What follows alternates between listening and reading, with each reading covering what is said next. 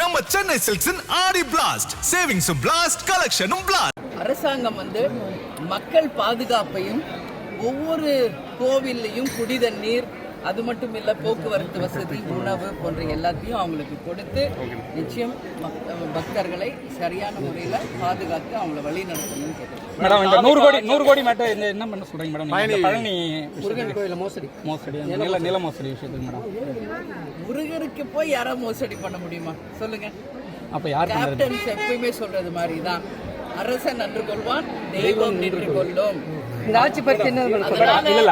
தவறு செய்தவர்கள் யாராக இருந்தாலும் உப்பு தின்னா தண்ணி குடிச்சுதான் ஆகணும். அதுல எந்த மாற்று கருத்துமே கிடையாது. தமிழக முதலமைச்சர் அவதூறாக சொல்லிட்டு சட்டமன்ற உறுப்பினர் கைது நடவடிக்கை எடுக்கிறாங்க. அதை பத்தி உங்களுக்கு இதுங்க வருஷம் எப்பயுமே இது தொடர் நடவடிக்கை. பட் இவ்வளோ தூரம் ஒரு வன்மத்தை காமிச்சு இவ்வளோ நைட்டோட நைட்டாக அரெஸ்ட் பண்ணி அவரை கைது பண்ண வேண்டிய அவசியம் இல்லை.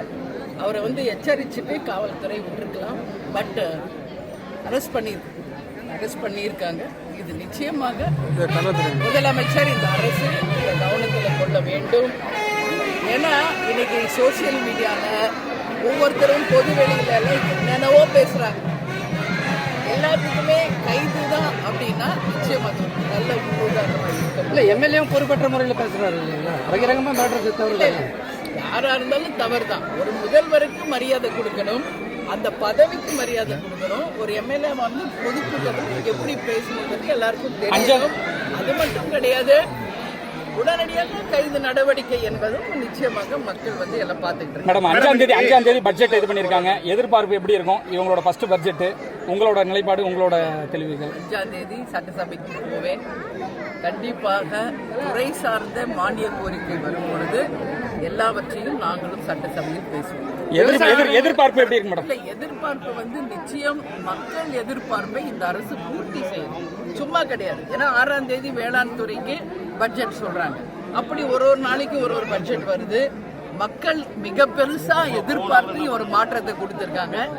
இந்த அரசு மக்களுடைய அந்த எண்ணத்தை, எதிர்பார்ப்பை பூர்த்தி செய்யும் என்று நம்புகிறேன். பொறுத்திருந்து தலைமை செயலகத்துக்கு முன்பு பாடகர் அறிவு கைது பண்ணாங்க. அதுக்கப்புறம் ஒரு சில மணி நேரத்தில் பயத்துக்கு போனாங்க. ஸோ பொதுவான காரியங்களுக்கு தொடர்ந்து போராடும் மேடம். இந்த தாவேக்காரத்தை கைது நடவடிக்கை பண்ணுது. இது மிரட்டுகிறதா இல்லை என்ன எந்த மாதிரியான இது? டெல்லியில நம்ம பார்த்தோம், எவ்வளவு பெரிய ஒரு கலவரம் வெடித்தது என்பதை பார்க்கிறோம். அதனால நிச்சயமாக மக்கள் சக்திக்கு முன்னால் இங்கே எதுவுமே கிடையாது. அதனால அவங்க உணர்வுகளை நாம் மதிக்கணும். நீட் எக்ஸாம் வேணான்னா ஒட்டுமொத்த மக்களின் உணர்வை நிச்சயம் அரசு மதிக்கணும். மத்திய மாநில அரசுகள் இதில் கவனம் செலுத்தணும். அது மட்டும் இல்லை, அவர் பாட்டு தனியாக உண்ணாவிரதம் இருந்தார். அவரை குண்டு கட்டா தூக்கிட்டு போய் ஹாஸ்பிட்டல் அட்மிட் பண்ணாங்க. இன்னைக்கு கோர்ட்டே அவரை தனியார் அரசுல மருத்துவமனையில் அட்மிட் பண்ண சொல்லிட்டாங்க. அது மாதிரி இறந்த ஒவ்வொருத்தருக்கும் 1 கோடி கொடுக்கணும்னு சொல்லியிருக்காங்க. இந்த டிமாண்ட்ஸ் மத்திய அரசு நிச்சயம் பரிசீலித்து பாதிக்கப்பட்ட மக்களுக்கு நிச்சயம் உறுதுணையா இருக்கு. இந்த அரசு குதிரை பேரத்தில் ஈடுபட்டு இருக்கா? அது நான் ஃபர்ஸ்ட் டே நான் தான் அதை பத்தி பேசினேன். சட்டசபையிலேயே நான் பேசினேன். ஏன்னா அந்த மாதிரி தான் இங்க போயிட்டு இருக்கு. ஏன்னா இன்னைக்கு என்ன பார்த்துட்டு எம்எல்ஏக்கள்லாம் 1 மாசம் கூட கிடையாது, எதை பார்த்துட்டு இன்னைக்கு ராஜினாமா பண்ணிட்டு போறாங்க அப்படிங்கிறது மிகப்பெரிய ஒரு கேள்வி. இது அப்போ எதை நோக்கி போறாங்க? அப்ப பணம் பதவி நோக்கி தான் போறாங்களா என்ற கேள்வி ஒட்டுமொத்த தமிழக மக்களிடையும் இருக்கு. இதுக்கு பின்னாடி குதிரை பேரம் இருக்கா என்ற கேள்வியும் எல்லாருமே பேசுறாங்க. அப்ப மாநில அரசு விசாரிக்கிறது சரியா இருக்கும்னு நீங்க நினைக்கிறீங்களா? நான் என்ன சொல்றேங்க, இப்போ 1 வருஷம் 2 வருஷத்துக்கு அப்புறம் ஏதோ ஒரு அதிருப்தி போறாங்கன்னா ஒத்துக்கலாம்.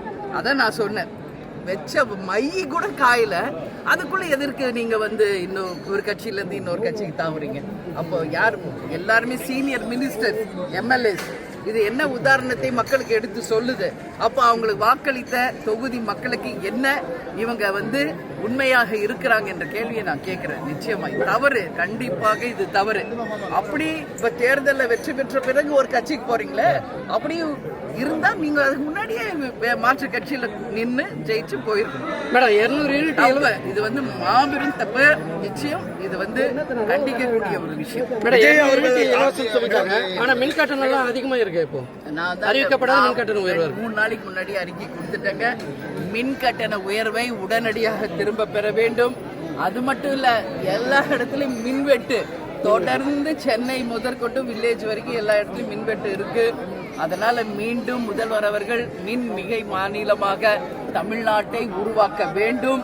அதே போல கட்டண உயர்வை திரும்ப பெற வேண்டும் என்பதை இந்த நேரத்தில் உறுதியாக நான் சொல்றேன். 60 நாளா பண்ணல. பண்ணணும். அதுக்குதான் மக்கள் மாற்றத்தை கொடுத்திருக்காங்க. 60 நாளா பண்ணல, இனிமேல பண்ணுவாங்களான்னு நீங்க பிரஸ் பீப்புள் கேக்குறீங்க. கண்டிப்பா பண்ணணும்.